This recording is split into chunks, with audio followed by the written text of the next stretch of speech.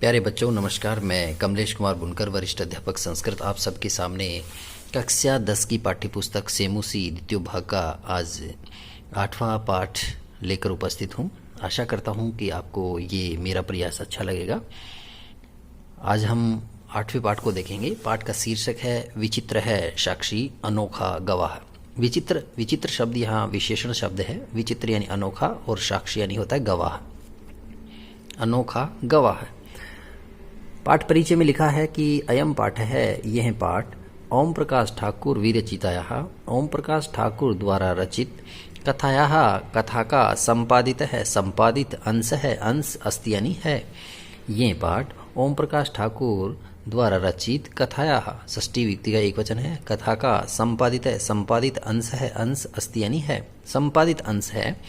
इयम कथा, यह कथा, इयम स्त्रीलिंग शब्द है, इदम शब्द स्त्रीलिंग प्रथम व्यक्ति का एक वचन, कथा, यह कथा बंग साहित्यकार, जो बंग साहित्यकार अर्थात बंग एक भाषा है, इसे बंगाली भाषा कहते हैं अपन।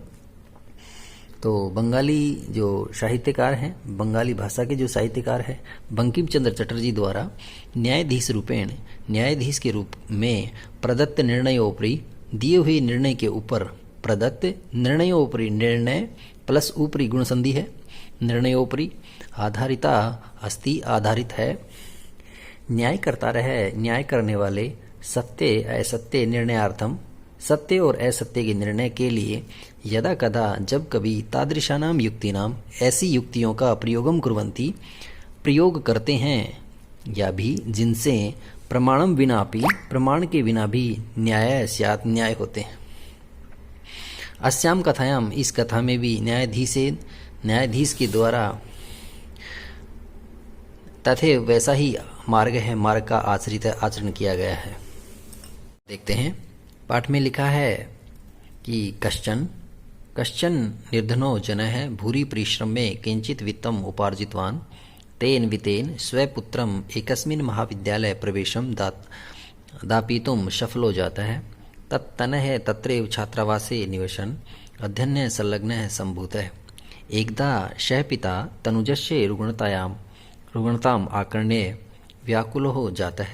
पुत्रं द्रष्टुं सः प्रस्थितः, परम् अर्थकाश्चेन पीडितः सः बसयानेन विहाय पदातिरेव प्राचलयत्।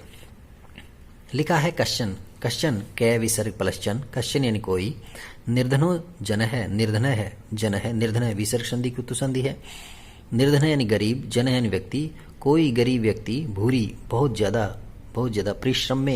परिश्रम करके, प्री उपसर्ग है श्रम धातु में और लेप प्रत्यय है परिश्रम में, परिश्रम करके, लेप प्रत्यय का अर्थ करिया करके होता है। किंचित कुछ, वितम धन को, उपार्जितवान कमाया, कुछ धन को कमाया, यानी कोई गरीब व्यक्ति बहुत ज्यादा परिश्रम करके कुछ धन को कमा लिया।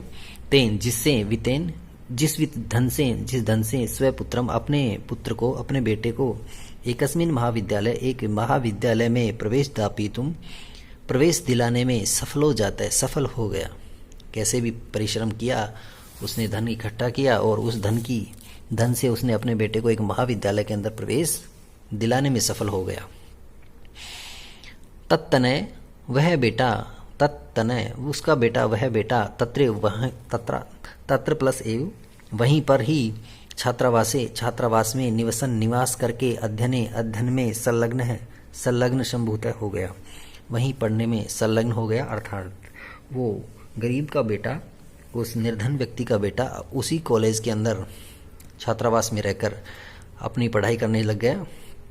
एक बार पिता, उस पिता को तनुज से, अपने तनुज यानी बेटे, पुत्र से, तनुज से, पुत्र का, बेटे का, रगुणताम बीमारी का, आकरणे समाचार सुनकर, आकरणे उपसर्ग है, करने सुनकर के, व्याकुल जाता यानी हो गया। जब पिता को इस बात का समाचार लगा कि उसका पुत्र बीमार है, तो वह पिता पुत्र की बीमारी का समाचार सुनकर व्याकुल हो जाता है, बहुत ज़्यादा पीड़ित हुआ, परेशान हुआ। और पुत्र को दृष्टुम देखने के लिए, और च को पहले लेंगे, और पुत्र को देखने के लिए प्रस्थित है, चल पड़ा। परंतु अर्थकाश्चन, अर्थ के अभाव में, पीड़ित है वो पीड़ित, शह वह, बस यान को बस सह विसर्ग नहीं है, यहाँ पे विसर्ग संधि की लोप संधि है। शह वह बस यानी बस वाहन आदि को विहाय छोड़ करके पदाति रेव पैदल ही, पदाति विसर्ग है, पदाति प्लस एव पैदल ही प्राचलित चल पड़ा। आगे लिखा है पदाति क्रमेण संचलन सायं समयपि अशो गंतव्यात् दूरे आसीत् निशा अंधकारे प्रीसृते विजने प्रदेशे पदयात्रा न सुवहा एवं विचार्ये स पार्श्व स्थित ग्रामे रात्रि निवासं कर्तुं किंचित गृहस्थम उपागतः करुणाप्रह परो ग्रही तस्मै आश्रयं प्रायच्छत्। इस पैराग्राफ में लिखा है पदाति क्रमेण पैदल चलने से तृतीय व्यक्ति है, संचलनम चलते चलते, शायम शाम का समय, शायम यानी शाम, समय समय, अपि यानी भी, अशो यानी वह, शाम का समय हो गया उसे, और गंतव्यात जो गंतव्य स्थान था जहाँ वो पहुँचना चाह रहा था उससे दूरे आसीत उससे दूर था, पंचमी व्यक्ति है, गंतव्य से दूर था। निशा अंधकारे, निशा प्लस अंधकारे दीर्घ संधि है, रात्रि के अंधेरे में सप्तमी व्यक्ति का एक वचन है। प्रीसृते विजने प्रदेशे अनजान और अनोखे रास्तों पर प्रदेशों में पद यात्रा पैदल यात्रा करना न सुबह अच्छा नहीं कहा गया है, अच्छा नहीं बताया गया है। एवं विचारिए ऐसा विचार करके, शह विसर्ग संधि की लोप संधि है, शह यानी वह ये सर्वनाम है और ये उस निर्धन व्यक्ति के लिए आया है। वह पार्श्व स्थित जो पास में स्थित था ग्राम में, उस गांव में रात्रि निवास कर्तुम करने के लिए किंचित किसी गृहस्थम घर में उपागत पहुंचा। और करुणा परो दया वाले ग्रही उस गृहस्थी ने, उस घर के स्वामी ने, तस्मई उसके लिए आश्रय प्रायच्छत प्रदान किया, उसके लिए आश्रम यानी आश्रय रात्रि रहने की जगह उसे प्रदान की।